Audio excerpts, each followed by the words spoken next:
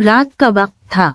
नादिर अपने दोस्त की सालगिरह से पैदल वापस आ रहा था क्योंकि इसका घर ज्यादा दूर नहीं था। रास्ते में अचानक एक काली बिल्ली इसके सामने आ गई।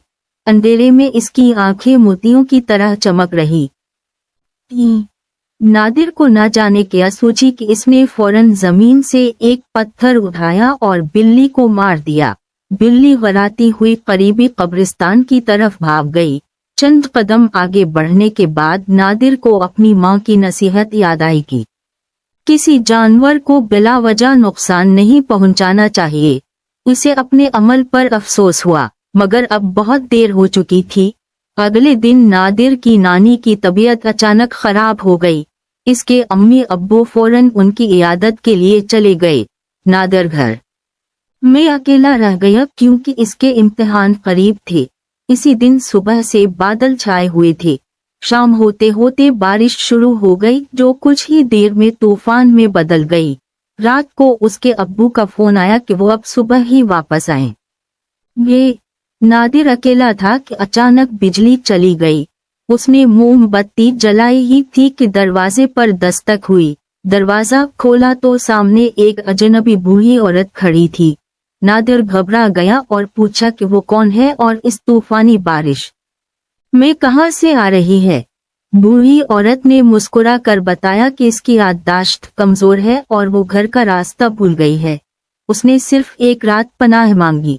नादिर ने कुछ सोचकर उसे अंदर आने की इजाजत दे दी। जब बिजली चमकी तो नादिर को लगा जैसे बूढ़ी औरत की आंखों में अजीब सी रोशनी चमक रही हो, मगर उसने खुद को समझाया कि ये बिजली का असर होगा। उसने उसे एक कमरे में आराम करने को कहा।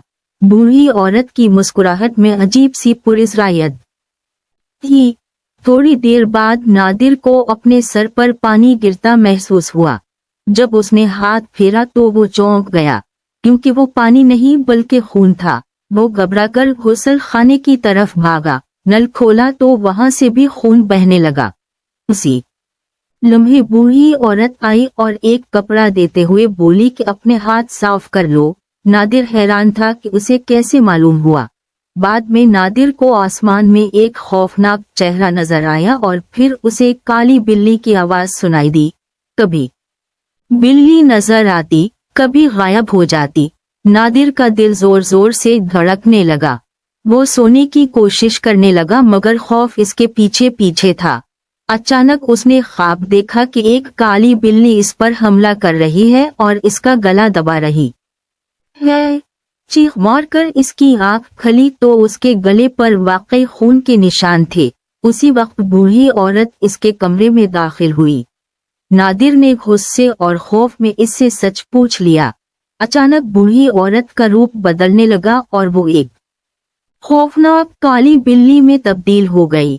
उसने बताया कि वही बिल्ली है जिसे नादिर ने पत्थर मारा था और अब वो सजा देने आई है। नादिर जान बचाने के लिए भागा। उसे बूढ़ी औरत की लाठी नजर आई। उसने लाठी उठा ली और उस पर कपड़ा बांधकर आग लगा दी। जलती हुई लाठी देखकर चुड़ैल पीछे हट गई। नादिर ने हिम्मत करके लाठी उसके जिस्म से लगा दी। चंद लम्हों में वो जलकर राख बन गई। बारिश थम चुकी थी। नादिर ने अल्लाह का शुक्र अदा किया। ये रात इसकी जिंदगी का सबसे खौफनाक सबक बन गई कि किसी बेज़बान को तकलीफ देना इंसान को खुद मुसीबत में डाल देता है।